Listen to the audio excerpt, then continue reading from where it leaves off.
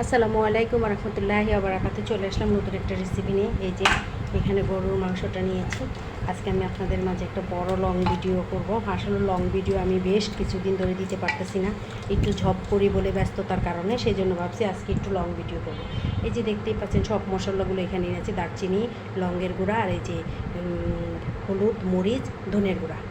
দেখতেই পাচ্ছেন আমি মশলার পরিমাণটা খুব কম খাই, সেই জন্য একটু কম কম। আর এই যে পেঁয়াজ কুচানো, এখানে 1 কাপ পরিমাণ আমি পেঁয়াজ কুচানোটা অ্যাড করে দিব। আর এই যে আনাম, দারচিনি, লং, আর এই যে এলাচ, তেজপাতা, এইগুলো আমি দিয়ে দিচ্ছি, দেখতেই পাচ্ছেন। আর এই যে এখানে 2 চামচ, যেহেতু গরুর মাংসটা একটু রসুনটা একটু বেশি আমি খাই, এই যে 2.5 চামচের মতো আমি দিয়ে দিলাম এখানে এইটা। আর এই যে আদা বাটাটা দিয়ে দিলাম। এটা আমার রেসিপিটা আমি আমার মেজারমেন্ট অনুযায়ী আমি দিচ্ছি। এই যে এখানে তেলটা অ্যাড করে দিলাম, এটা 1 কাপ পরিমাণ এখানে তেল অ্যাড করে দিয়ে দিলাম, দেখতেই পাচ্ছেন। এই যে এখানে আমি লবণটা অ্যাড করে দিয়ে দিলাম। আমি সব মশলা মিক্স করে তারপরে রান্না করব, যেহেতু গরুর মাংসটা। আর আমাদের এখানে গ্যাসও থাকে না। এই যে 1 চামচ পরিমাণ, 2 চামচ পরিমাণ জিরার গুঁড়োটা আমি অ্যাড করে দিলাম, দেখতেই পাচ্ছেন। এখন আমি একটু হাত দিয়ে ভালো করে এই যে একটু মাখাইয়া এখানে একদম বসায় দেব। কারণ আমি এমনিতেই মশলাটা খুব কম খাওয়ার চেষ্টা করি, খুবই অল্প উপকরণ মশলা দিয়ে রান্না করি। আর আজকে ভাবলাম একটু হাতে মেখে রান্না করি। প্রায় আসলে আমার এই মাংসটা হাতে মাখানোটাই আমার কাছে ভালো লাগে।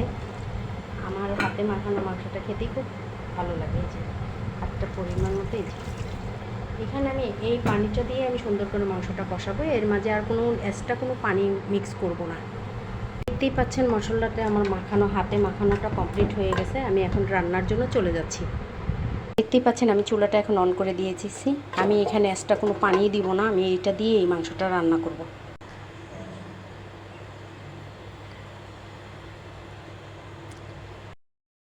আসসালামাইকুম, দেখতেই পাচ্ছেন আমার মাংসটায় কতগুলো ঝোল উঠে গেছে। আর এই যে আমি এখানে আস্ত আলুগুলো এখানে অ্যাড করে দিলাম। আর এখানে 2 চামচ পরিমাণ এই যে টক দইটা দিয়ে দিলাম, যেন মাংসটা দ্রুত সিদ্ধ হয়ে যায়।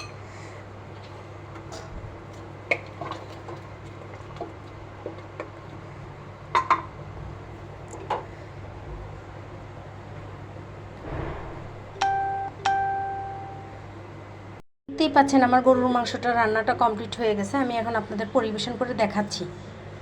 এই যে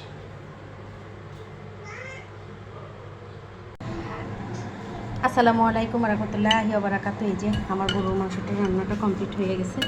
আমি এই যে আপনাদের সাথে পরিবেশন করলাম, দেখালাম। এই যে আসসালামু আলাইকুম রহমতুল্লাহি ওয়া বারাকাতুহু। কে কোথায় থেকে দেখছেন, যদি ভালো লাগে আমার পেজটাকে একটু লাইক কমেন্ট করুন, বেশি করে শেয়ার করুন, কেমন?